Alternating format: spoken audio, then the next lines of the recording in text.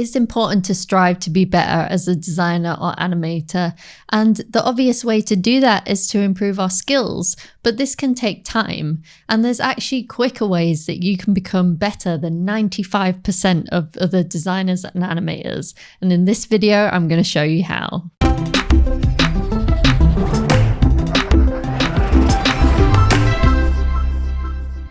But before we jump into the video, do make sure you download the free course below in the description of this video. This will help you to get your next client in just 5 days. So you might be thinking, what are these quick ways that we can become better than other designers and animators?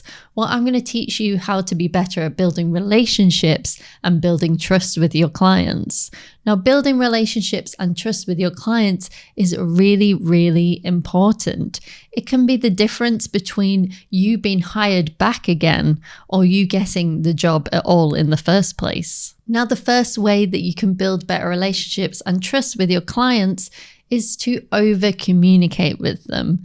It's really, really important that you set a schedule out with them, especially if it's a direct client. You need to set regular check-ins and even send them a schedule if they don't send you one. The second thing we can do to build trust with our clients is have a process of how we work. Especially for direct clients, this is really important because you might have to educate them on how the animation process works. I usually recommend creating a small diagram with things like mood boards, animatics, storyboard, animation, and different points so they can review and see what goes into making an animation. The third way is to make your client's life easier.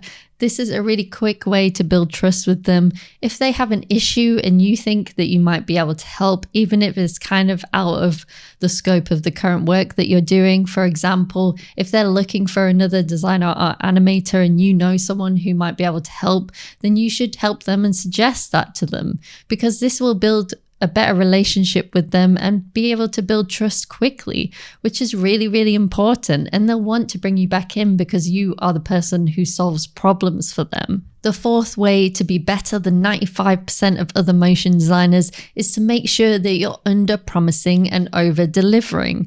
I always like to build in extra time in a project to make sure I can hit the deadlines. And if anything looks like it's going to go over, I tell my client as soon as possible, because then they will trust you to give them accurate deadlines and to get things done on time. And even when things go wrong, they'll still know that you're going to help them to solve those problems. The fifth thing that you need to do is, if there's a problem or issue, you absolutely should pick up the phone. Hello, IT, have you tried turning it off and on again? Sometimes it can be really difficult, but as soon as you realize that there's an issue or problem with the work or the project, if you speak to your client on the phone, usually they're going to understand and you're going to be able to sort it out between you.